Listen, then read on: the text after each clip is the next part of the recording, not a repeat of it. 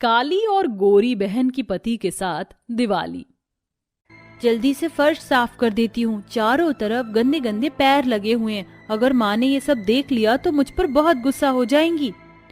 मेघा घर की साफ सफाई कर रही होती है, तभी वहाँ पर पार्वती आती है और उसे साफ सफाई करते हुए देखकर कहती है, तुझे एक काम दिया था, वो भी तो सही से नहीं किया। ये फर्श देख रही है, कब से तू इस फर्श को साफ करने में लगी है, लेकिन ये फर्श अभी तक चमक नहीं रहा। इस फर्श की साफ सफाई अच्छे से कर, नहीं तो मुझसे बुरा कोई ना होगा।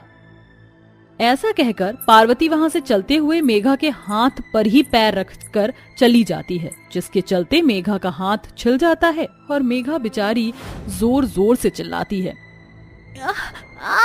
आई माँ, मेरा हाथ। इतनी जोर से तो मैं इसके हाथ पर चढ़ी भी नहीं हूँ जितनी जोर से चिल्ला रही है, चुपचाप काम कर ले। तभी पार्वती की गोरी बेटी आती है और कहती है, दिवाली आने को सिर्फ और सिर्फ 4 दिन रह गए और आप हो कि आपने ना तो घर के लिए सजावट का कोई सामान खरीदा है और ना ही मुझे दिवाली के लिए नए कपड़े दिलवाए हैं। सही कहा तुमने बेटी, तुम्हें कपड़े दिलवा कर लाना चाहिए। एक तुम ही तो मेरी प्यारी लाडली बेटी हो। चलो हम बाजार चलते हैं। पार्वती ऐसे कहकर अपनी बेटी को बाजार ले जाती है, जहाँ वह उसकी पसंद के 4 जोड़ी कपड़े निधि को दिलवाती है। अब तो मैं तुम्हें तुम्हारी पसंद की कितनी सारे कपड़े दिलवा चुकी हूँ। अब तुम्हारा जो दिल करे वो पहन लेना दिवाली पर। आप बहुत अच्छी हो माँ, आपको बहुत शुक्रिया। यहाँ पार्वती अपनी गोरी बेटी को शॉपिंग करवा रही होती है, तो वहीं उसकी काली बेटी मेघा घर की साफ सफाई कर रही होती है। सबके गंदे कपड़े धोती है, जिसके चलते वो कपड़े धोते हुए बीते हुए कल को याद करने लगती है। यह सब मेरी वजह से हुआ है। अगर उस दिवाली पर मैंने माँ के साथ ऐसा ना किया होता तो शायद मेरी माँ मेरे साथ ऐसा कभी ना करती। अरे निधि, मेघा, तुम दोनों अभी तक तैयार नहीं हुई हो। तुम्हें पता है ना आज दिवाली है।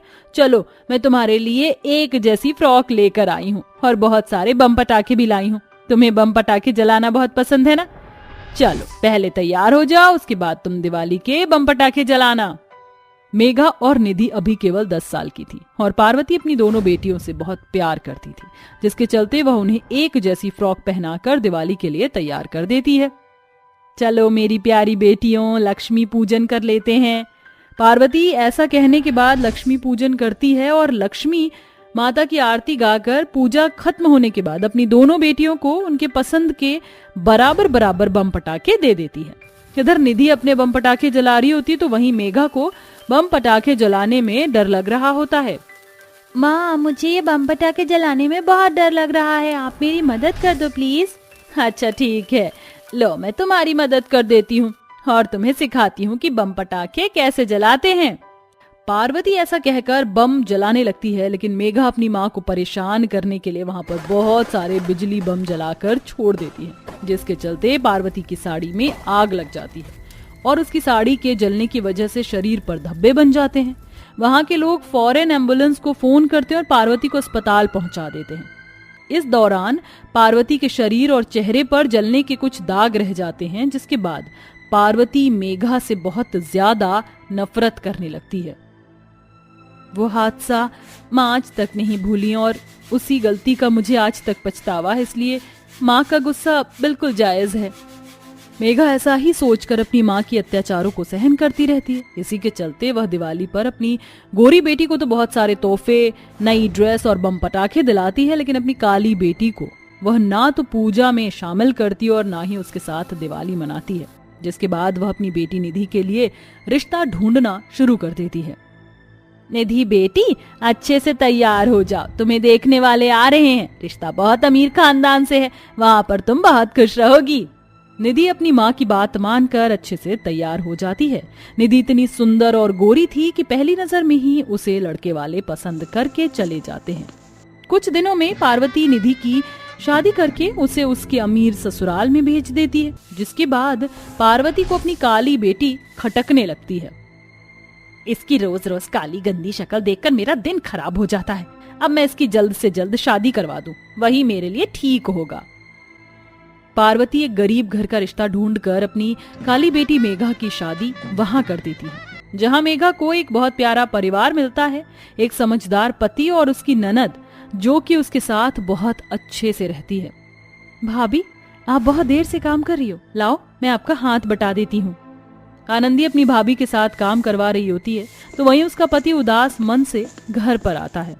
अब मैं तुम लोगों को क्या बताऊं, मेरी नौकरी छूट गई है। ये सुनकर आनंदी और मेघा को बहुत बुरा लगता है। भरोसा रखिए, सब कुछ ठीक हो जाएगा, आपको कहीं अच्छी नौकरी मिल जाएगी। गरीबी में भी मेघा बहुत प्यार और प्रेम और खुशी के साथ रह रही होती है, तो वहीं अमीर घर में आने के बाद भी निधि को खुशियां नसीब नहीं होती। सुनो, कल मूवी देखने चलें, बहुत टाइम हो गया है एक साथ टाइम बिताए हुए। मेरे पास तुम्हारे लिए फालतू का टाइम नहीं है, मुझे और भी काम है। अनुराग ऐसा कहकर निधि के पास से चला जाता है और घर के बाहर वह अपनी पड़ोसन की बेटियों से बातें कर रहा होता है। ये निधि को बहुत बुरा लगता है। देखते ही देखते पूरा 1 साल उनकी शादी को हो जाता है और दिवाली आने वाली होती है। 2 दिन बाद दिवाली है। इस दिवाली में अनुराग जी के साथ बहुत अच्छे से सेलिब्रेट करूंगी। निधि बहुत सारी शॉपिंग करके आती है और नए नए कपड़े भी लेकर आती है। शॉपिंग करने के बाद वह अपनी काली बहन को चिढ़ाने उसके ससुराल भी पहुंच जाती है। क्या हाल है बहन, इस गरीबी में गुजारा कैसा चल रहा है? मैं जानती हूँ बहुत मुसीबत का सामना करना पड़ता होगा गरीबी में, लेकिन अफसोस तुम्हारी किस्मत मेरी तरह नहीं थी। मैं ये तो नहीं जानती कि हम दोनों में से किसकी किस्मत बहुत ज्यादा अच्छी है, लेकिन इस वक्त तो मुझे अपनी किस्मत बहुत अच्छी लगती है। मुझे एक समझने वाला पति मिल गया और मेरी प्यारी नंद जो मेरा हमेशा साथ देती है। मुझे इसके अलावा और कुछ भी नहीं चाहिए था। मेघा का तड़कता भड़कता जवाब सुनकर निधि वहां से चली जाती है। वहीं घर पर आकर जब वह देखती है तो उसका पति उसकी पड़ोसन के साथ फ्लर्टिंग कर रहा होता है और वह दोनों साथ में बम पटाखे जला रहे होते। ये देख निधि की आंखों से आंसू निकल आते हैं, लेकिन तभी बम जलते जलते बहुत तेज धमाका होता है, जिसके चलते अनुराग के कपड़े और चेहरा खराब हो जाता है। अरे मेरी मदद करो, मेरी आंखें जल रही हैं, मेरे शरीर पर जलन महसूस हो रही है, कोई मेरी मदद करो। OMG, मैं क्यों इसकी मदद करूं? इसकी पत्नी खड़ी तो है, वही इसकी मदद करेगी। निधि फौरन अनुराग के पास आती है और उसे अस्पताल लेकर जाती है, जहां अनुराग का इलाज चलता है। बम मुंह के पास फूटने की वजह से अनुराग का चेहरा खराब हो जाता है और वह किसी को मुंह दिखाने लायक नहीं बचता। ये सब मेरी ही करनी का फल है जो मुझे मिल रहा है। मैंने तुम्हें कुछ नहीं समझा, इसके चलते भगवान ने मुझे ये फल दिया है। निधि मुझे माफ कर दो, मुझे बहुत बड़ी गलती हो गई।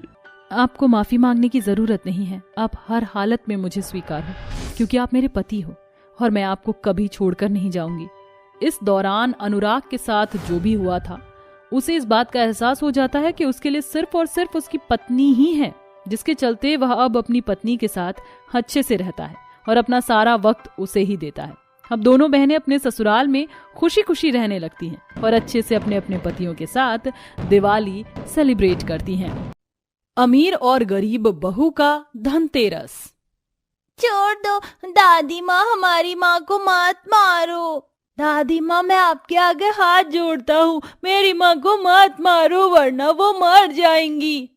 7 साल का सोनू और 6 साल की रानी लीलावती के आगे गिड़गिड़ाते हुए अपनी माँ की जिंदगी की भीख मांग रहे थे, पर उनकी किसी भी बात का लालची लीलावती के ऊपर जरा भी फर्क नहीं पड़ रहा था और वो बड़ी बेरहमी से अपनी बहू के बाल पकड़कर उसे घसीटते हुए घर से बाहर निकाल देती है।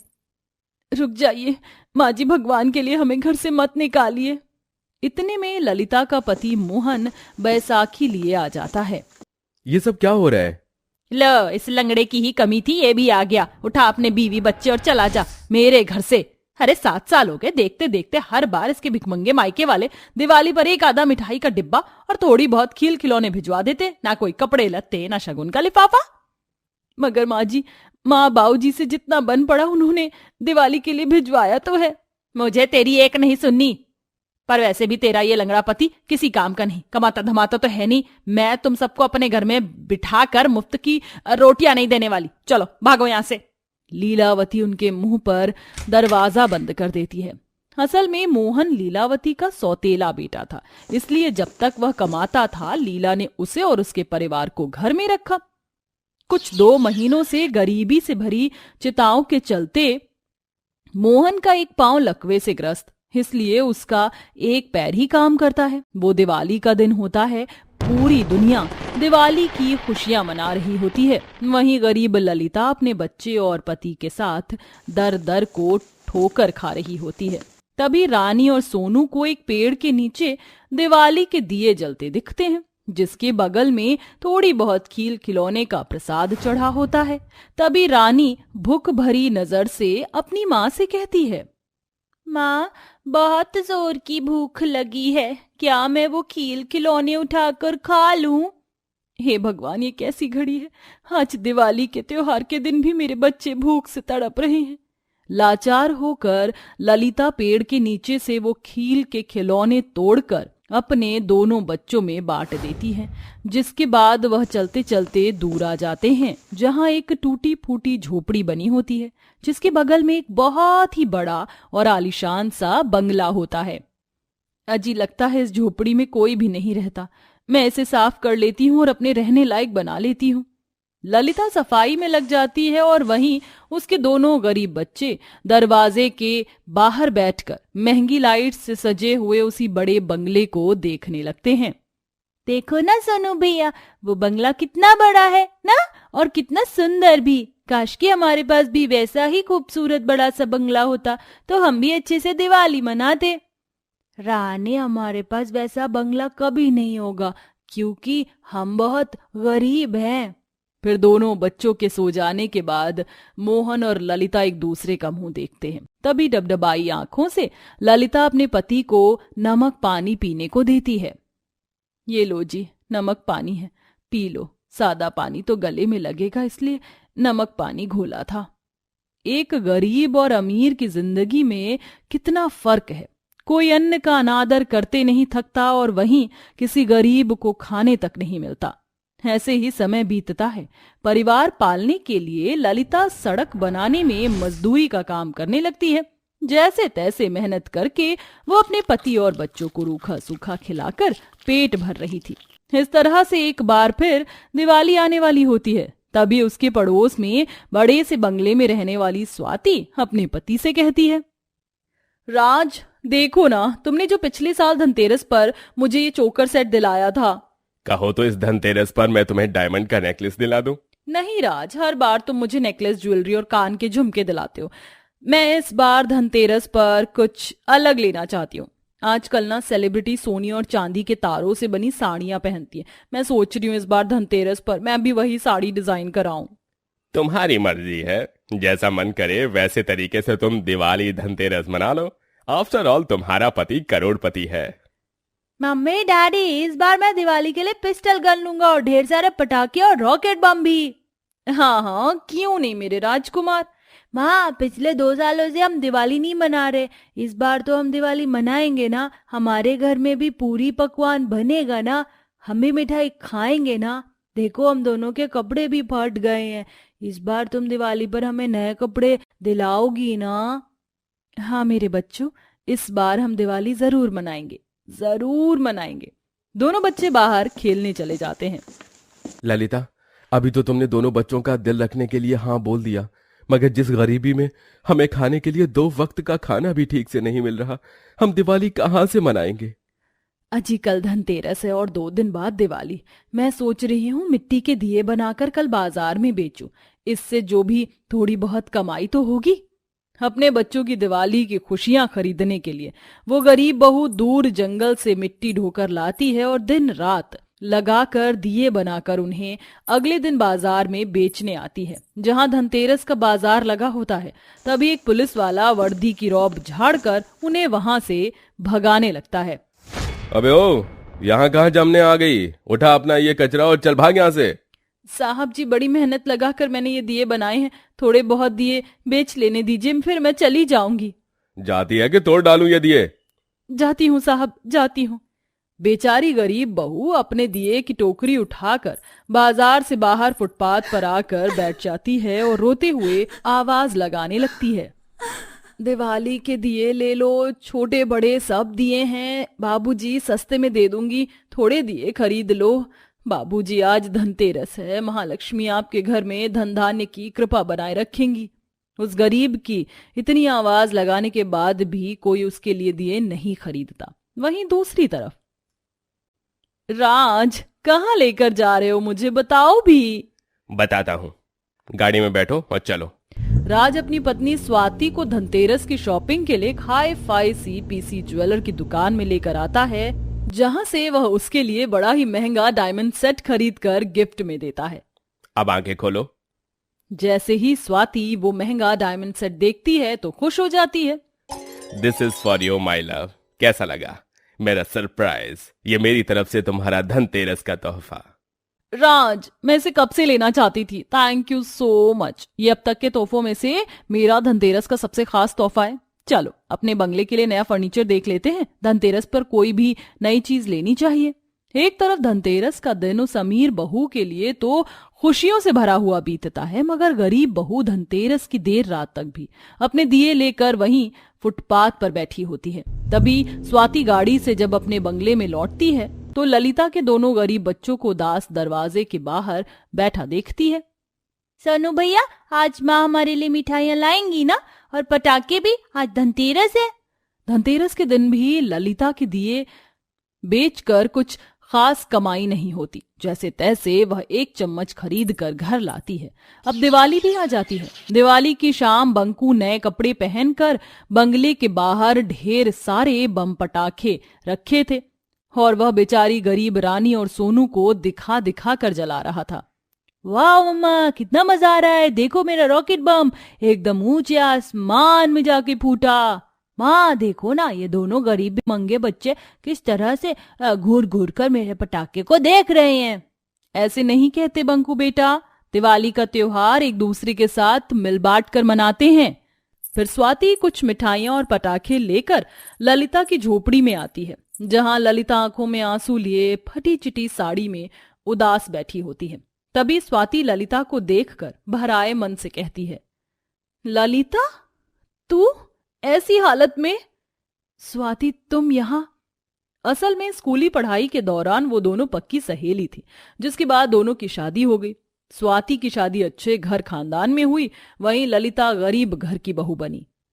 तू मेरी इतनी पास थी, शायद भगवान भी यही चाहता था कि मैं तेरी मदद करूं, तभी तो आज दिवाली के दिन उसने मुझे तुझसे मिलाया। ये ले, इसमें थोड़ी बहुत मिठाइयां और बच्चों के लिए पटाखे लाई हूं। नहीं स्वाति, मैं ये सब नहीं ले सकती। तुझे हमारी दोस्ती की कसम ललिता। रानी, सोनू, ये लो बच्चों पटाखे। दोनों बच्चे बड़ी खुशी के साथ पटाखों पर लपक पड़ते हैं, जिसके बाद स्वाति ललिता को मिठाई खिलाकर उसका मुंह मीठा कराती है और उसे और उसके बच्चों के लिए नए कपड़े देती है। जिसके बाद कल की बिछड़ी हुई दो सहेलियां एक साथ खुशियों भरी दिवाली मनाती हैं। राज ललिता के पति मोहन को अपनी ही फैक्ट्री में बैठे बैठे ही हिसाब किताब का काम देता है, जिससे उनके घर के हालात ठीक हो जाते हैं।